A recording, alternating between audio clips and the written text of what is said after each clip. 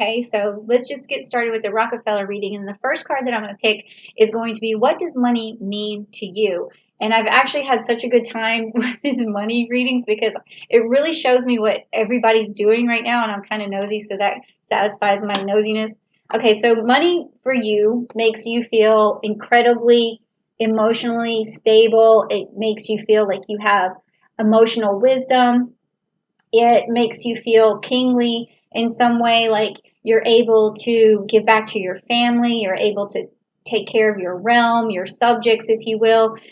You're able to stand in your power and give back, and you feel secure and you feel stable. So money actually does a lot for you, Pisces, and that's a really interesting look at it. It's also a nurturing look, so it allows you to nurture other people very well. Okay, and let's just see what this is, a clarification card that I'm picking, and that's going to further tell me what money means to you. So it gives you security because this is your root chakra here. It's your fifth chakra, and it's the Archangel Michael. So this keeps you grounded. Money keeps you grounded. I'm not saying that you need a lot of it to feel this way, but you certainly do need it, because when you don't have it, you definitely feel less grounded. And I think that's true for most people, but you seemed in this particular reading, it seems that you're taking a little bit harder than some of the other signs, because some of the energy that they've been manifesting towards the meaning of money has been coming out a little bit different than that. Okay, so the next card is, what's your relationship to the energy of money? Now, money does have energy, even though it's an inanimate object. It has molecules. It's made up of atoms, just like everything else. It circulates. It manifests things into the world. So it has its own energy. So what's your relationship to that energy? Let's find out. Oh wow, we have the fixed fire, which is the Queen of Wands. So your relationship to the energy of money is, it's almost like a fire energy. And well, it is a fire energy, but it's going to allow you to have a sense of pride, a sense of accomplishment, and also it pulls you down to a level where when you finally have it, you're calm and you calm the beast. And so this is again an energy, like this is a very strong energy for both how you feel, the meaning of money, and then also just your relationship to it. So there's a lot tied here. Let me get another card for that. Okay, so contract too. Wow. Okay. So Pisces, this is also telling me that you like uh, money to create fairness and create balance, and also you almost have this contract in your mind that tells you how you feel about money. It's like the values of that you have resolved around money. This could also mean like that the energy of money is better for you when you're in a relationship or when you're married, or something like that. It makes you feel more secure, makes you feel like you're able to uh, trust somebody else, because this it's all piled together here. This is fairness and trust, and so there's a lot to this relationship to money here. Okay, but what does money offer you? Okay, what does it really offer you at the end of the day? Because you've got a lot of reliance here on it and a lot of emotion attached to it. So let's find out what it really does for you at the end of the day. So, oh, okay, well, it's the Judgment card. All right, and it's Pluto. So this could go either way. Well, not either way, but it could go.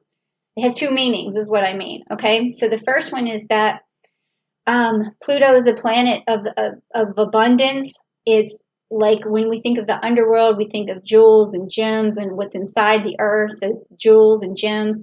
So it offers you everything that you want, but also at the same time there's this judgment here, and that means that you can't just rely on it all the way. Like, you can't form an attachment to it, just put it that way, because if you form an attachment to it, that goes against the Buddhist nature of like letting go of attachments. And I did the chakra videos with my energy cards just this last month, well, I would say last month, but by the time you get this, it would have been in May.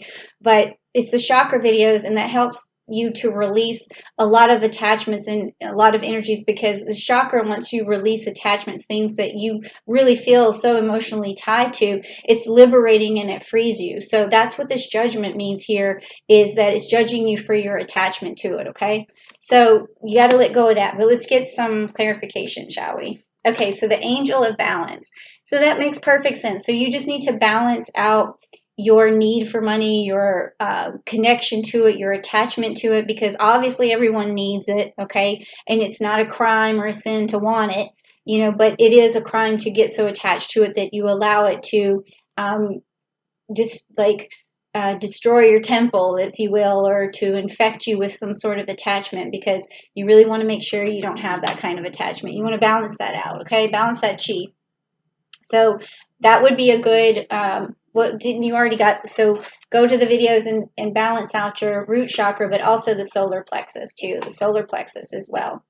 All right, because you might be doing some emotional things when you, like you could have any kind of overeating or something to fill the void of when you feel this attachment or this need for attachment. When you can't have it, there's a void, okay? So then let's go on to how do you make the most of your money? Okay, so once you have it, how do you make the most of it? So let's check it out. Okay, so this tells me you may have a family unit here of 3, but maybe more.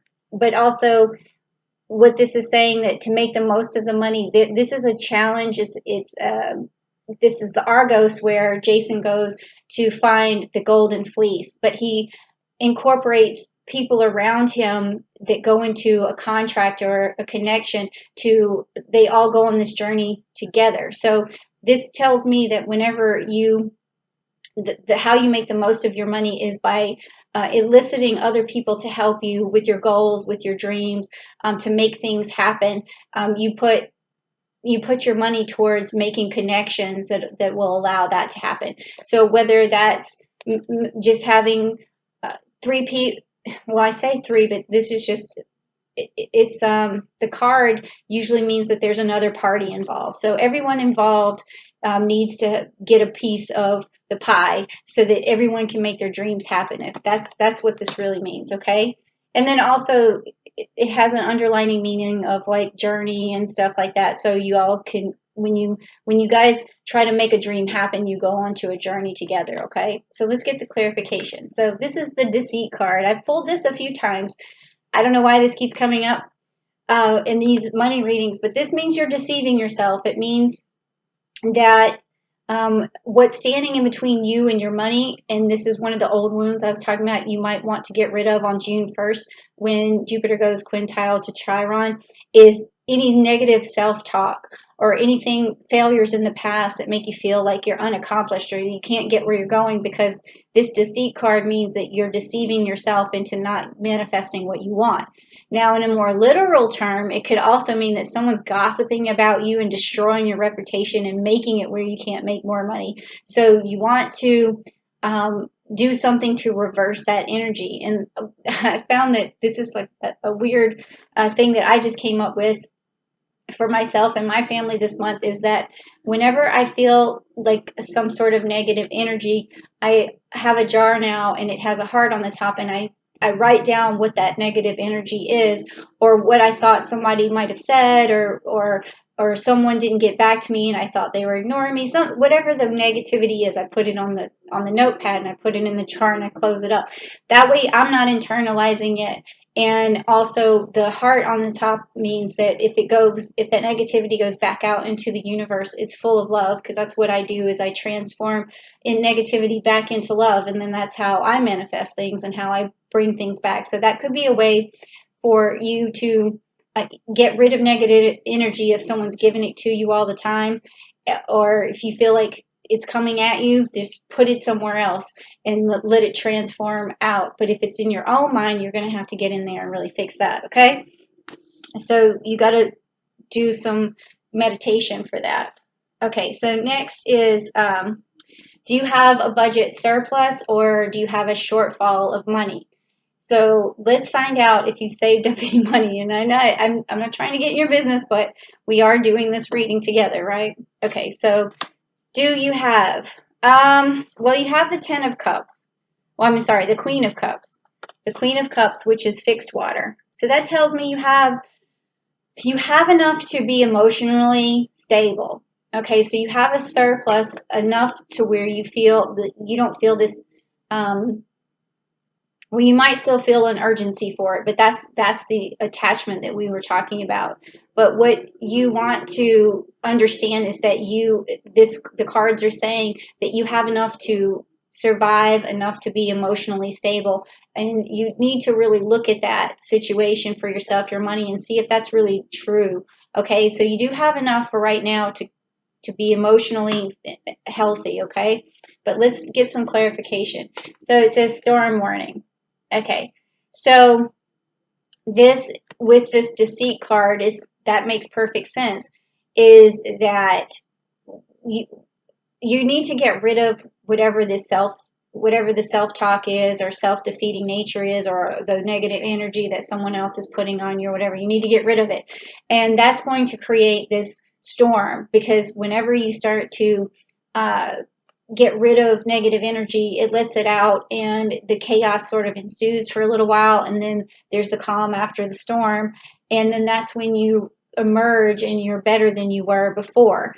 And then this card could also kind of mean that you do need to look out for a storm ahead, so that the money that you do have, you don't spend it unwisely, because you might need to hold on to it because there could be a storm ahead. Okay, but I think this is more, so far what I'm seeing is your own attachment to money needs to be sequestered. I guess that's the right word for that. Okay, or yeah. Okay. And so the next card is there an expense that you should eliminate? So this has been fun to find out. I've been finding out what people are spending their money on. So it's really interesting. Let's see what you're spending your money on. Okay, the Three of Pentacles. All right, and we have some Taurus energy and some Capricorn energy here. And this is the card of, he's a messenger, but he's also like this Delphus here. He's a worker, and he's like a subordinate. He's under someone else, and he's the messenger. He has to do things for his boss or whatever, because his boss was Poseidon. So he's like the right-hand man, I guess, or of Poseidon. And so Delphus always had to do things. And this tells me what you're spending your money on really is, it's not really actually that you're spending your money. The feeling that I get is that you're spending your time, which equals money, on doing a lot of things, worker bee related stuff, like cleaning the house, washing the car yourself, doing everything yourself, like fixing everything yourself, doing your hair yourself. Like it just seems like this is, it's not an expense you should eliminate. It's more like time you need to get back for yourself so that you can make money.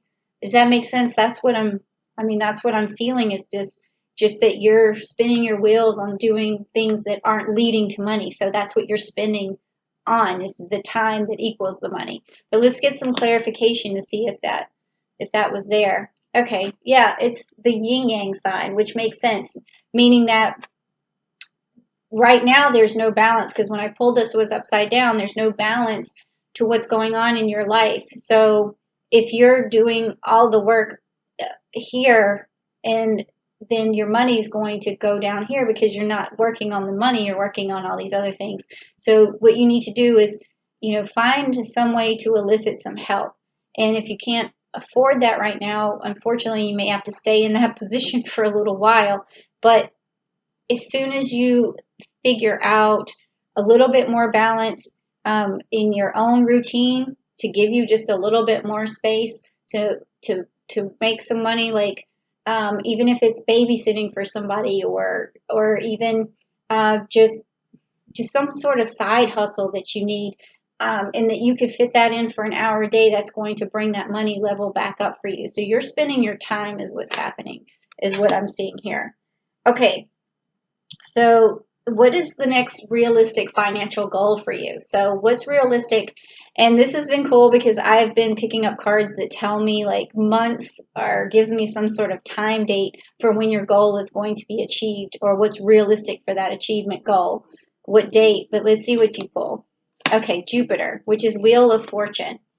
Okay, this was similar to the World card that I had pulled from someone for another sign this month. So this tells me that your luck can change right now. And all you have to do is put into place the things that I've been telling you. So your realistic goal is to start right now to change your luck. You want to start tweaking that routine, and you want to get rid of any emotional attachment to the money, or you also want to get rid of any self-deceit or any negative things that have been coming at you. You need to figure out a way to channel that. And then also that's going to give you the security here for the root chakra. So that makes sense. So just work on your root chakra, work on getting rid of the negativity, and work on tweaking your routine. And that is going to change your luck like right away. I mean, and then also this could mean too that the luck is just going to happen. Okay, something lucky is going to happen. But let's get some clarification, find out. Okay, yes, luck is going to happen. There's the sun card. She's bathing in it. Okay, so this is your re-enlightenment. You've given yourself a new light. A new light is coming at you. You're bathing in the sun. It could be even you just going outside for the first time and a long time and just absorbing the energy from the sun and believing in yourself again. And then that's going to change your luck and then make money. You're going to start making money as soon as you get all that done. So, but then also it says next, what is a realistic, I mean, we already talked about that, but how do you get to that goal faster? So let's see what you have. Okay, so you got the Capricorn card here, the Devil card. So this means don't spend your money on wasteful things, because when the Devil card comes up in terms of money, we talk about waste.